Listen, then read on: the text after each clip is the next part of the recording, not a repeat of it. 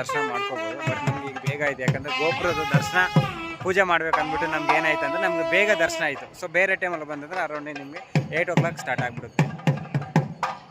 ತುಂಬ ಬ್ಯೂಟಿಫುಲ್ ಆಗಿದೆ. 360 ಡೇಸು ನನ್ನ ಪ್ರಕಾರ ಇದು ಒಳ್ಳೆ ಬೆಸ್ಟ್ ಪ್ಲೇಸ್ ಅಂತ ಹೇಳ್ಬೋದು. ಸೊ ಈಗ ನಾವು ಬಂದಿರೋದು ಡಿಸೆಂಬರಲ್ಲಿ. ಸೊ ನೆಕ್ಸ್ಟ್ ನೋಡಬೇಕು ನಾನು ಯಾವಾಗ ಬರ್ತೀನಿ ಅಂತ. ಸೊ ಪ್ರತಿ ಇಯರು ನಾನು ಇದರೊಳಗೆ ಬಂದು ನಾನು ದರ್ಶನ ಮಾಡ್ಕೊಂಡು ಹೋಗ್ತೀನಿ. ಸೊ ಒಳ್ಳೆ ದೇವರು. ಸೊ ನಾನು ನೋಡಿದ್ರಲ್ಲ ನಮ್ಮ ಹುಡುಗ ಪ್ರಸಾದ ತಗೊಂತಾನೆ ಆಲ್ರೆಡಿ. ಸೊ ಇದೇ ಪುಷ್ಕರಣಿ ಹೇಳಿದಲ್ಲ. ಸೊ ಪುಷ್ಕರಣಿ ಇದೆ. ಸೊ ಅಲ್ಲಿ ನೋಡಿ ಇನ್ನೂ ಕನ್ಸ್ಟ್ರಕ್ಷನ್ ನಡೀತಿರೋದು. ಸೊ ಈ ಕಡೆ ಎಲ್ಲ ಬೇಕಾದ್ರೆ ಒಂದು ರೌಂಡ್ ಹೊಡಿಬೋದು. ಸೊ ಬೆಳಗ್ಗೆ ನಾವು 4:15ಗೆ ಇಳಿದಾಗ ಸೊ ಇದು ಪೂರ್ತಿ ಸರೌಂಡಿಂಗ್ ಎಲ್ಲ ನಾವು 3 ಪ್ರದಕ್ಷಿಣೆ ಮಾಡಿದ್ವಿ. ಸುಮಾರು ಈ ಕಡೆ ಒಂದು 200 ಮೀಟ್ರ್ ಆ ಥರ.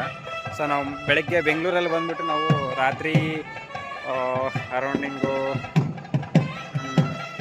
11:30ಗೆ ಬಸ್ ಇತ್ತು. 11:30ಇಂದ ನಮಗೆ ಇಲ್ಲಿ 4:30ಗೆ ನಮಗೆ ಬೇಲೂರು ಹಾಸನ ಬಸ್ ಸ್ಟ್ಯಾಂಡ್ಗೆ ಹಾಕಿದ್ರು. ಸೊ ಅಲ್ಲಿಂದ ನಾವು 1 hour ವಾಶ್ರೂಮ್ಗೆ ಹೋಗ್ಬಿಟ್ಟು ವಾಶ್ರೂಮ್ ಫ್ರೆಶ್ ಆಗಿಬಿಟ್ಟು ಸೊ 7 o'clock ಅಷ್ಟು ಬಾಗಿಲು ತೆಗೆದ್ಬಿಟ್ಟು 7 o'clockಗೆ ನಾವು ಇಲ್ಲಿ ಬಂದು ಸ್ವಲ್ಪ ಆ ಕಡೆ ಈ ಕಡೆ ಎಲ್ಲ ನೋಡಿಕೊಂಡು 7:30ಗೆ ನಮ್ಮ ದರ್ಶನ ಆಗಿದೆ.